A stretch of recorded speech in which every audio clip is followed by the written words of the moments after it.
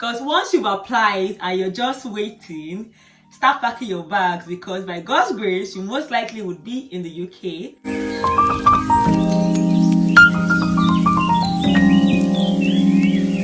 In terms of content, this is going to be one of the best videos on my channel so far. Hello, you're welcome to my YouTube channel. My name is Ada. I'm also known as Thelegalpepper. So here I give relocation tips and I vlog about my lifestyle. Before I start, I owe everyone an apology for not doing Japa series in like 3 weeks. So for those who don't know, Japa series is a relocation series where I give vital information about relocating to the UK. And I had done it back to back. But for like 3 weeks now, I've been dropping only lifestyle content. So I'm back to my first love. Today, I'm going to be giving a step-by-step process on how to relocate to the UK. Of course, you know that the method is via study route, and I'm talking about master's studies to be precise. This is a video you should grab your chair, listen, and take notes.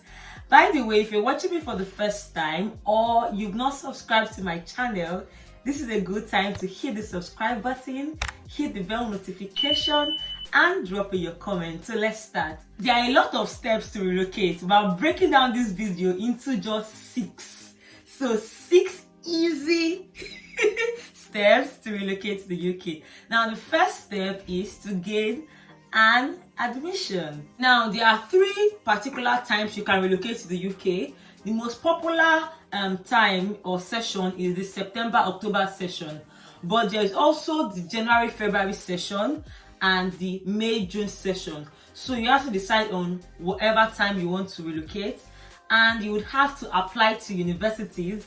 I have dropped a lot of videos about application to universities. I have videos about schools that don't require IELTS and stuff like that. Now, once you gain admission, you'll be given either a conditional offer of admission or an unconditional offer of admission.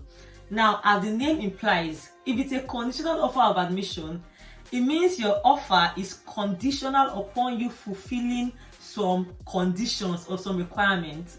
And once you fulfill that, you will be granted an unconditional offer of admission. So the first step is getting an unconditional. That means there is no more conditions to be fulfilled and you are now in the system. If you are confused about the documents you need to get an admission, I have dropped the link to the video where I talked about the documents you need to apply.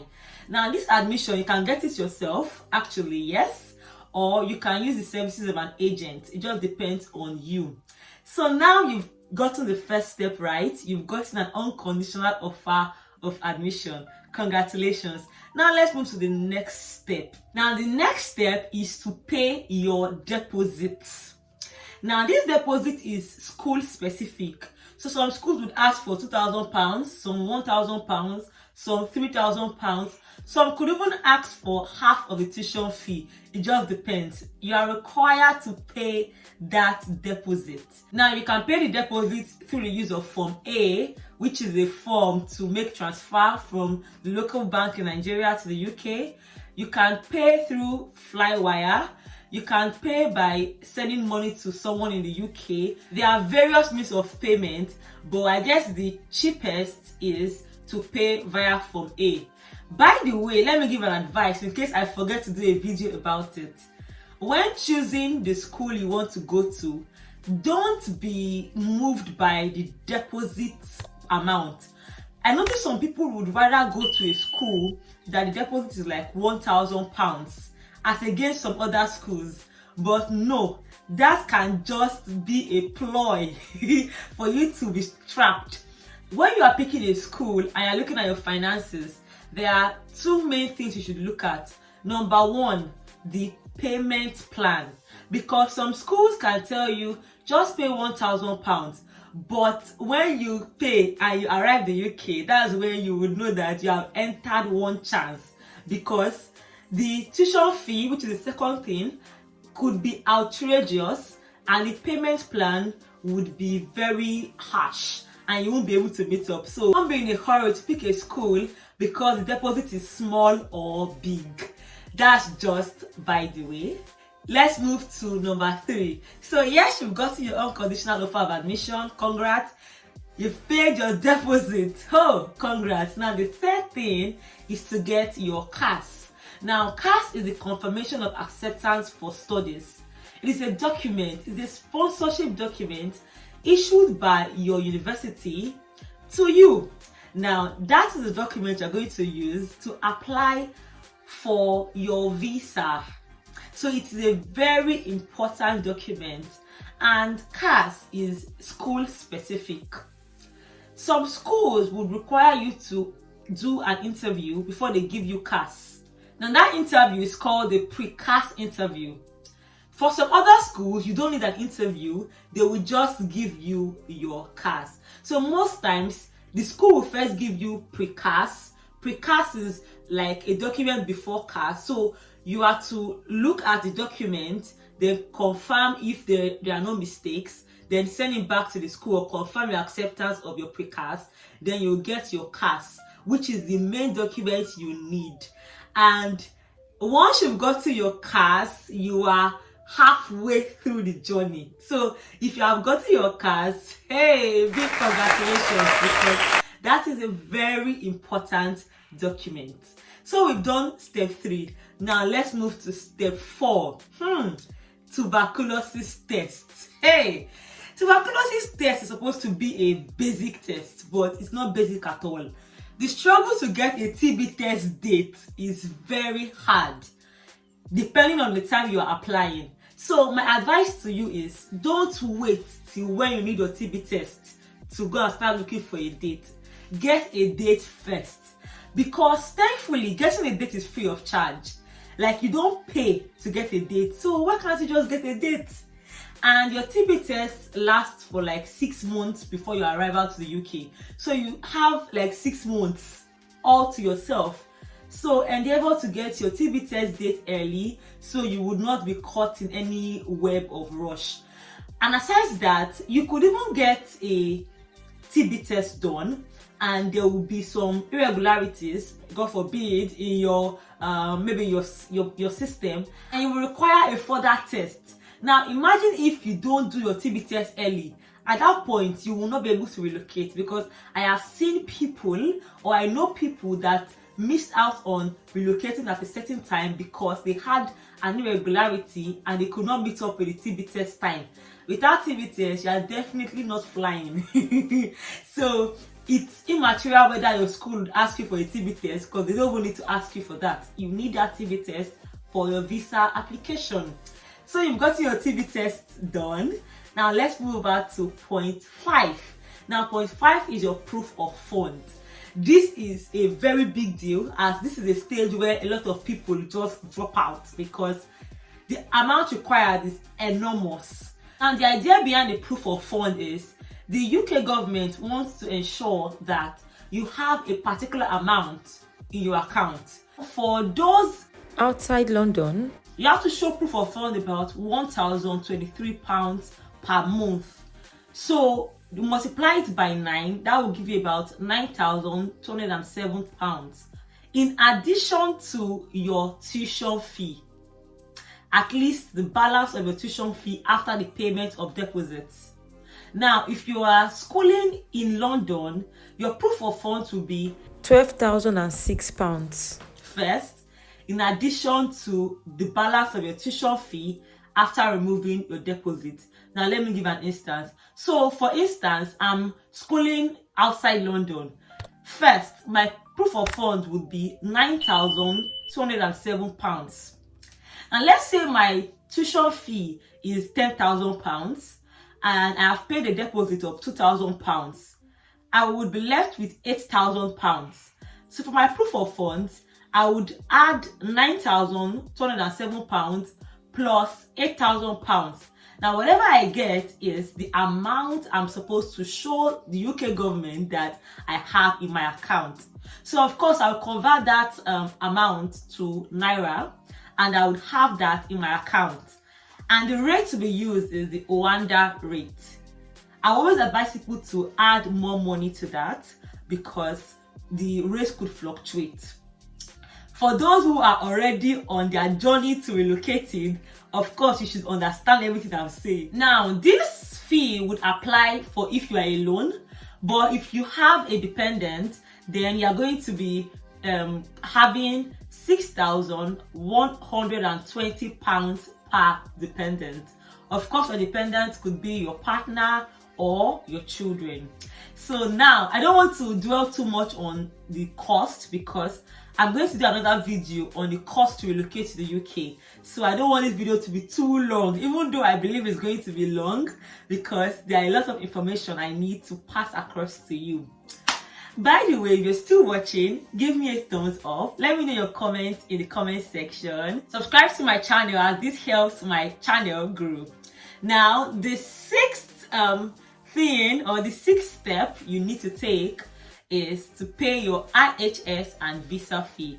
Now, the visa fee is static and the visa fee is dependent on whether you want a standard visa, which takes more time, a priority visa, or a super priority visa. But for the IHS fee, it is static, and the IHS fee is dependent on whether your course is 1 year or 2 years. I'm not going to dwell much on fees because I will still do a separate video for that. Now, you've paid your IHS and your visa fee. What's the next step? Next step is to pray to God. Of course, you should have been praying from the beginning, but just hold on, just wait. Because at that point, after paying your IHS and visa fee, of course, you're going to apply for your visa, and that process is another conversation for another day. Now, once you've applied, see, my hand is still crossed for you.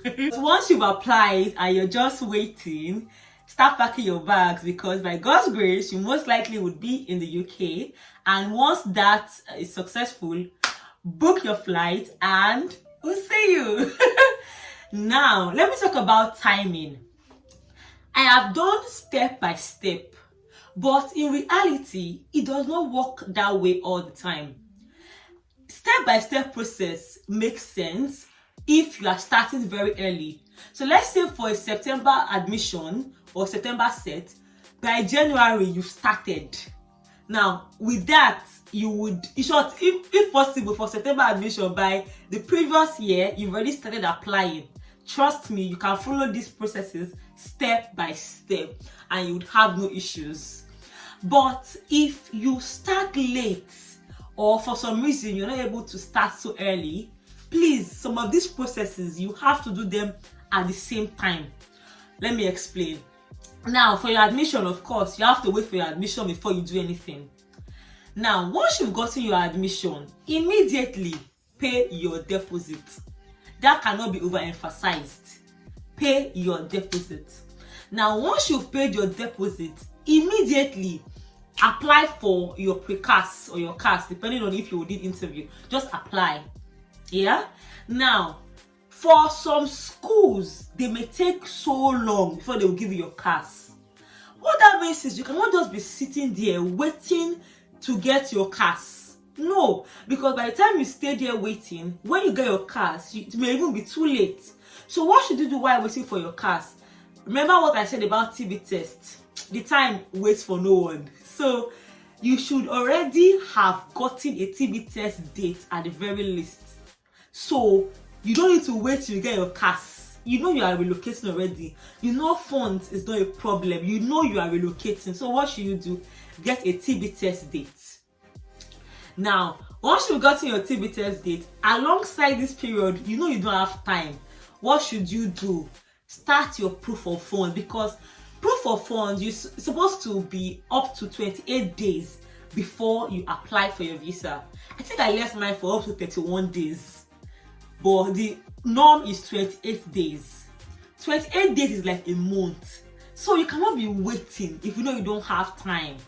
Alongside, as you're waiting for your Cas, you should be gathering your proof of funds so that by the time you get your Cas, that is all you're waiting for. You already had your TB test by that time. Your proof of fund has reached the normal time it should. You've gotten your Cas. You would apply for your visa and you are done. So that's it. So some people's processes differ. Like for me, it was quite rushed because there was no time. My admission was not rushed, my CAS was not rushed, but because of some reasons, things like proof of funds, very rushed. So every individual would have unique timelines, but the most important thing is all of these must be followed. Now, because schools differ, some schools would want some unique requirements, but these steps are the main steps you must follow to relocate to the UK. So I think I've done a comprehensive overview of the step-by-step process to relocate to come study for your master's. I'm going to be doing another video about the cost to relocate, but I hope you've enjoyed this video and most importantly, you've gained valuable information. Let me know if you have in the comment section. Let me know your thoughts about this video. Of course, drop in your comments, give me a thumbs up and subscribe if you have not already. Look forward to my next video because it is going to be highly impactful also. I'll see you again very soon and I wish you good luck in your relocation journey as I can't wait to hear your success stories. I remain Ada, also known as the Legal Pepe. Bye guys!